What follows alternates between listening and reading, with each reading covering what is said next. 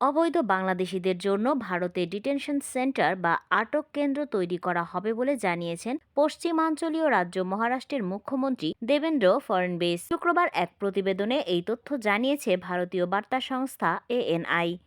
প্রতিবেদনে বলা হয়েছে, মহারাষ্ট্রের মুখ্যমন্ত্রী দেবেন্দ্র ফডণবীস বলেছেন, অবৈধ বাংলাদেশি অভিবাসীদের আটক রাখার জন্য মুম্বাইয়ের একটি ভালো ডিটেনশন সেন্টার বা আটক কেন্দ্র তৈরি করা হবে, কারণ তাদের সরাসরি কারাগারে রাখা যাবে না।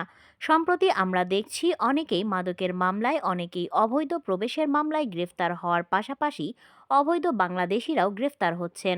তারা সকলেই বিদেশি নাগরিক এবং তাদের সরাসরি আমাদের জেলে রাখা যায় না, তাই ডিটেনশন ক্যাম্পে রাখতে হয়। বৃহন্মুম্বাই মিউনিসিপ্যাল কর্পোরেশন আমাদেরকে ডিটেনশন ক্যাম্প তৈরির জন্য জমি দিলেও সেই জমি ডিটেনশন ক্যাম্পের নিয়ম মেনে চলে না। তাই বিএমসির কাছে অন্য জমি চেয়েছি, যেন মুম্বাইয়ে একটি ভালো ডিটেনশন সেন্টার তৈরি করা